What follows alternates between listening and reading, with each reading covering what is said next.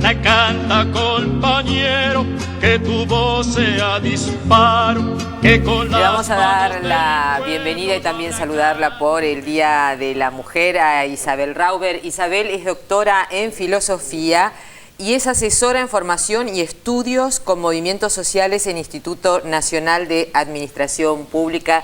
Bienvenida, Isabel. Buenas tardes. Isabel? Buenas tardes. Gracias por venir. Isabel, además de este cargo que ejerce, conocía a Hugo Chávez de hace muchos años, en sus inicios de actividad política, ¿verdad? Sí, sí, así es. ¿Y qué recuerdo tiene de esos años? Bueno, en primer lugar me acuerdo de los abrazos de él, ¿no? Los abrazos tan fuertes, tan grandes, y como siempre tropezaba con mi bastón.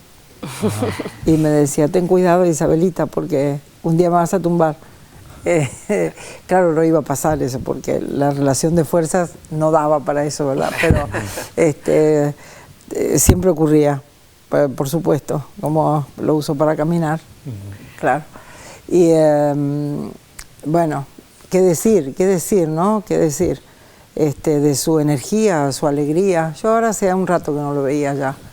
Y lo que tengo presente siempre es eso, la fuerza, la energía que transmitía, ¿no? Desde el momento, esas personalidades, igual que Fidel Castro, que uno lo ve y siente que se tiene que levantar, pero no ponerse de pie de la silla, sino el espíritu es el que se te levanta, ¿no? Porque uno siente la fuerza de la historia, ¿no? Y con Chávez era lo mismo. Usted trabaja con movimientos sociales, o estudia o analiza el tema de los movimientos sociales. ¿De qué manera se van gestando los movimientos sociales a partir de la aparición de Chávez y qué peso específico tienen políticamente? ¿En Venezuela? En Venezuela. Porque, bueno, en Venezuela creo que es un fenómeno muy particular, porque hay movimientos sociales, por supuesto, previo a la existencia de Chávez en la política y en la presidencia, pero él es consciente que necesita el desarrollo, o sea, no él, sino el proceso venezolano, ¿verdad? La revolución bolivariana que encarna, que proyecta y como la ve, necesita de un sujeto revolucionario. Y la construcción de este sujeto revolucionario está mediada no solamente por movimientos sociales, sino también por movimientos sociales, políticos, movimientos de las comunidades. Hay que hacer que este sujeto que está, digamos, difuso en la sociedad se constituya, se articule y también despertar o hacer visible a aquellos sujetos sociales que están invisibilizados. Y quiero referirme a la corriente de movimientos, de pueblos, de identidades indígenas, las corrientes de pueblos, comunidades afro, por eso él se reconoce como indio, negro, blanco, mestizo, ¿no? Esa fuerza que da porque reconoce y resume y proyecta en sí la dignidad del pueblo todo, ¿no? Esa Latinoamérica indo-afro popular que uno lo veía en Chávez, ¿no? Y él lo proyectaba, ¿no? Ahora, a nosotros nos llamaba poderosamente la atención, sobre todo en el día de ayer, y hoy hemos estado escuchando los testimonios de la gente común, gente humilde, que le ha ido a ofrecer su última despedida, a verlo. La fluidez de su lenguaje, la facilidad con la que pueden expresar sus posiciones políticas, su admiración a su líder y cómo argumentan el porqué. Esto es realmente llamativo en el sentido de que es gente educada, evidentemente la educación ha sido uno de los pilares de la transformación de Chávez, pero realmente desde el punto de vista social impacta verlo con esa contundencia, ¿no? Claro, porque, digamos, si uno quisiera entrar en definiciones, tal vez no encontraría las palabras. ¿Y por qué el pueblo militante, el pueblo que se ha sentido ser humano, sujeto reconocido, lo puede decir rápidamente y en palabras? Porque lo ha vivido, y lo ha vivido desde su vida diaria, de ser un nadie a ser una persona.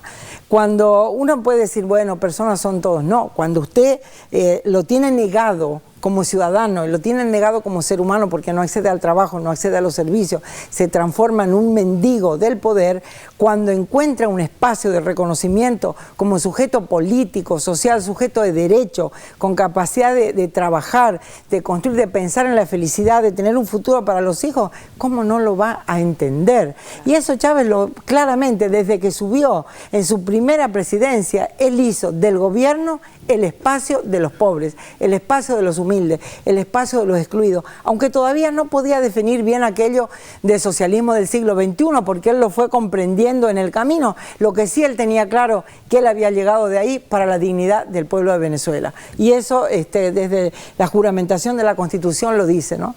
Sí. ¿Se puede definir hoy el socialismo del siglo XXI?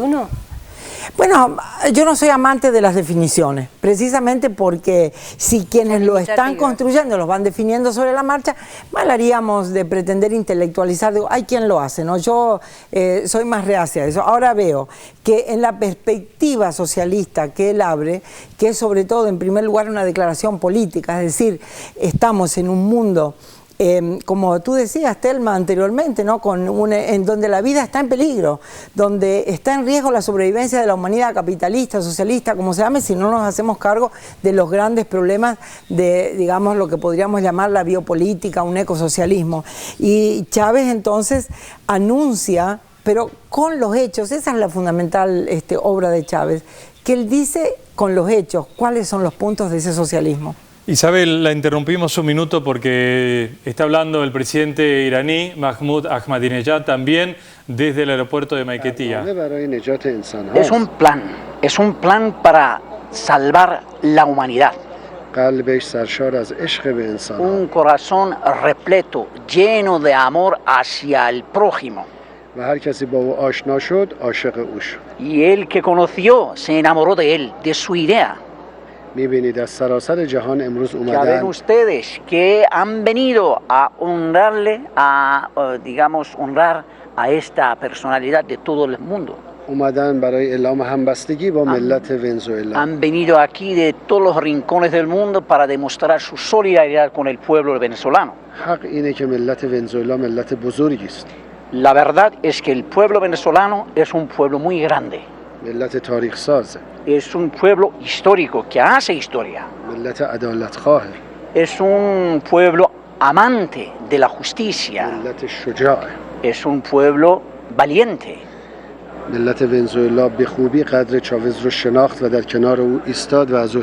El pueblo venezolano conoció y reconoció muy bien el valor que tenía Chávez y le apoyó. Continuamos con Isabel. Le quería hacer esta consulta. Hemos escuchado en estos 3 días todo tipo de opiniones sobre Chávez y el chavismo. Y he escuchado una opinión que dice que el gran asistencialismo que da Chávez en función de los ingresos por la venta de petróleo es lo que ha distribuido en el pueblo. Y que hay que ver si ese es un bienestar que se sostiene, si es una estructura que se sostiene o que necesita al pueblo permanentemente de este asistencialismo. ¿Es un bienestar permanente o es pasajero mientras desde el poder Chávez dispone de estos recursos? Bueno, tal vez yo cambiaría un poquito los ejes de la reflexión, ¿verdad? Porque siempre desde el punto de vista de algunos tecnócratas pseudocientíficos, que claro, van a hacer ese tipo de crítica, porque en primer lugar están muy disgustados porque no se pueden llevar ellos, o sea, los del poder que representan las regalías del petróleo. Por lo tanto, hay que minimizar y hay que ridiculizar a quien hace con el fruto de esa riqueza, que es una riqueza de la tierra, es decir, de la patria colectiva de todo el pueblo, un intento de distribución. Lo hará mejor, lo hará peor, pero lo hace. Y eso yo creo que es lo que marca la pauta primera. En segundo lugar, que habría que ver con los sesudos, con los economistas, que en general tiendo a discutir bastante fuerte, porque estamos cansados de explicaciones que nos digan todo lo que no se puede hacer para lesionar al mercado, pero queremos saber cómo podemos hacer para no lesionar a los seres humanos, para que el pueblo no siga pagando las cuentas de un mercado que lo único que quiere es eliminar a los pobres. Entonces, lo del asistencialismo hay que puntualizar algunas cuestiones. ¿Cómo vamos a salir? En nuestras tierras, si pensemos en África, Asia, tal vez peor, pero concentrándonos en Indo, Afro, Latinoamérica, que es nuestra realidad.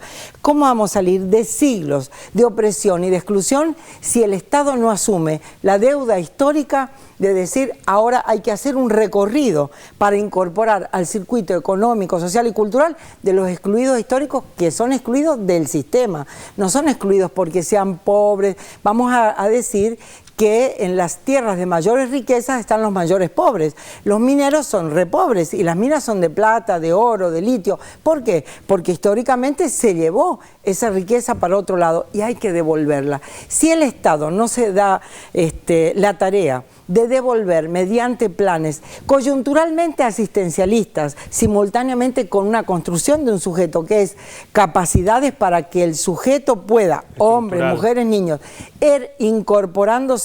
Incorporándose no es a lo que hay, digo, vamos a ver la vida, la sociedad en su dinámica. Es también crear nuevas redes de economía, incorporar, dicen algunos de las ONG, y tal vez yo también en los 70 lo decía así, que ya no se trata de dar el pescado, sino enseñar a pescar. La responsabilidad de los estados no es ni dar el pescado ni enseñar a pescar. Hay que dar el pescado, enseñar a pescar y construir las redes para que los pescadores entren en un circuito económico donde puedan hacer intercambio de lo que pescan, porque llegará un momento que usted se puede intoxicar con las espinas o con las escamas.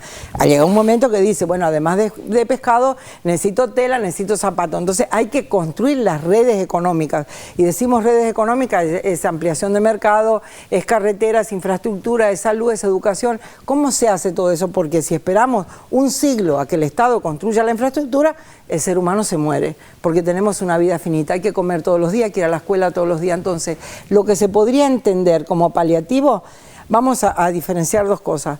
Hay proyectos gubernamentales que le tiran un hueso al hambriento para contentarlo entre tanto. Esa no es la política de las revoluciones populares de América Latina, que es hacerse cargo de una exclusión histórica para ir construyendo las bases de terminar con la exclusión. Es el caso de Venezuela, es el caso de Bolivia, de Ecuador, es el caso de nuestros procesos. No hay forma, sino cuando uno piensa que la gran política empezamos por arriba, no, empieza abajo. ¿Dónde empieza la primer política? Con aprender a leer, a escribir. Si usted no puede poner su nombre en un papel o firma un documento que no ha leído, no lo puede comprender, ¿de qué sujeto estamos hablando? Entonces hay que empezar por la base, aprender a leer, tener salud, tener para comer y no una dávida, generar trabajo, vivienda, ¿verdad? Esas son las claves del socialismo del siglo XXI. Como en otro ámbito de cosas podría decir, y no porque quiera comparar, sino para sumar, ¿verdad? Como se llevan adelante los planes de lucha contra la pobreza en Bolivia, tal como Fidel entendió en Cuba en su momento que la batalla de las ideas no era ir a cantar canto ni escribir libros con ideas, sino la batalla de ideas es resolver los problemas concretos que tenemos todos los días. Nos identificamos con una idea a partir de que conocemos su realidad práctica. Ahora yo pensaba, mientras te escuchaba, que en los 70 esto era posible solamente a través de las armas quizás, y que desde hace ya unas cuantas décadas esto se está produciendo a través de las urnas, de los movimientos democráticos. ¿Qué es lo que ha pasado en el medio? Bueno, entre medio está Chávez, porque vamos a decir que Chávez es el que agarra las elecciones y dice, me voy a presentar para dar vuelta a la realidad de Venezuela. Él no hablaba de socialismo del siglo XXI, no entendía todavía el concepto de eso. Él hablaba del tercer camino, que no era la tercera vía, pero daba un poquito de ruido en los ambientes intelectualmente un poquito más puros, ¿no? Y él demuestra que el gobierno puede ser una herramienta para la transformación revolucionaria, siempre y cuando se ponga en función de la construcción, no solamente de las bases estructurales, superestructurales, sino algo que es central, la construcción del sujeto revolucionario capaz de llevar adelante el proceso y de sostenerlo. Y fíjense si él dio en el clavo que esos millones de personas que están hoy, ese es el sujeto, ese es el sujeto. Gracias también a que existía Cuba, ¿no? Porque, fíjate, digo, Salvador Allende tal vez también quiso seguirlo por el lado de las urnas, pero sufrió un golpe militar brutal. Fue el primer caso. No, por supuesto, yo hablo digamos, de este tiempo, porque claro. Salvador Allende digamos, lo que... Chávez llegó también con un recorrido histórico, ¿no? Pero parecía que después, Telma, parecía que después de Allende estaba prohibido la vía totalmente, democrática. después de la caída de la Unión Soviética ni hablar, parecía que todavía entonces terminaba. Chávez la abre para este tiempo. Isabel, una última pregunta. Quería saber, porque también se dice que justamente la relación entre Venezuela y Cuba fue fuertísima a partir de Chávez, y se dice que tal vez ahora que Chávez ya no está y que empieza un gobierno diferente como es el de Nicolás Maduro, o bueno, no sé si diferente, pero una sucesión de otro tipo, tal vez cambie la relación y Cuba,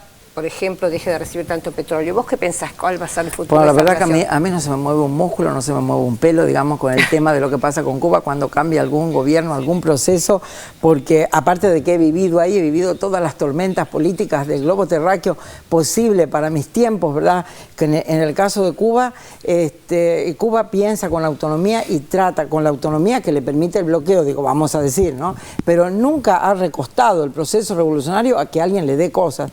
Y todo este mito que dicen de que Chávez le estaba dando el petróleo, ahí no había ningún dar. Hay una relación dentro del ALBA donde hay intercambio entre países. Que alguien piense que un barril de petróleo vale más que el aporte que le da un médico, bueno, ese es el problema, como digo, de los economistas que lo único que están es atrás del money y no comprenden nada de lo que pasa con la vida. Pero no es la realidad de las relaciones en el pueblo. Chávez es el fundador del ALBA, es el creador de esto, y lo que plantea son relaciones solidarias entre los pueblos. Cada uno da lo que tiene. Por supuesto que los personeros y los voceros del mercado no entienden esta lógica y piensan que hay una petrodiplomacia que está financiando a los otros países, y en definitiva, si tuvimos la suerte de tener un proceso revolucionario que sea capaz de ayudar a otros procesos, ¿cuál es el problema?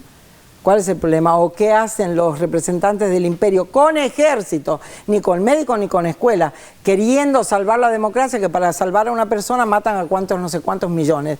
Bueno, esta es otra política que les duele y claro, por eso tienen que tergiversarla, denigrarla. Lo que decía Maduro en su discurso no tan emotivo, que a uno lo mueve desde las entrañas, cuando dice que en 200 años no vio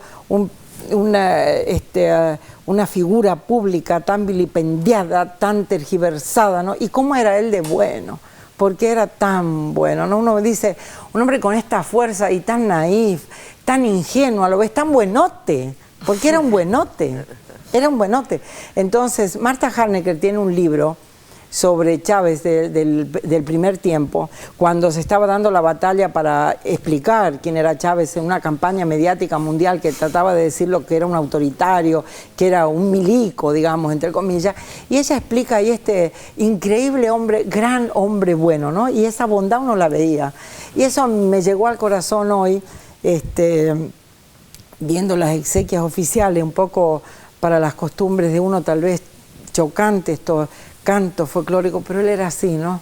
Tan para Chávez, ¿no? Y mucha parte de su pueblo lo ha despedido de esa manera, cantando y bailando. Isabel Rauber, muchísimas gracias por su tiempo, por haber estado aquí, haber venido a la televisión pública. Ha sido un placer realmente escucharla. Gracias, Muchas gracias. Bueno, ahora nosotros vamos a escuchar precisamente al expresidente de Brasil, a Lula da Silva, quien se refirió a la figura de Hugo Chávez. O companheiro Chávez para a política na América do Sul com a sua morte, e para a América Latina, eu diria até para o mundo, é uma perda irreparável. O Chávez era um homem que eu diria 80% era coração, 20% era razão, como eu acho que deve ser todos os grandes homens do mundo. Ou seja, o Chávez pensava muito, mas muito mesmo, no seu povo e sobretudo no povo mais pobre. E a partir da minha posse nós estabelecemos uma relação muito forte, porque nós tínhamos muito afinidades. Se tínhamos divergências ideológicas, nós tínhamos muitas afinidades políticas. Muita gente diz que o Chávez era uma pessoa polêmica, e era.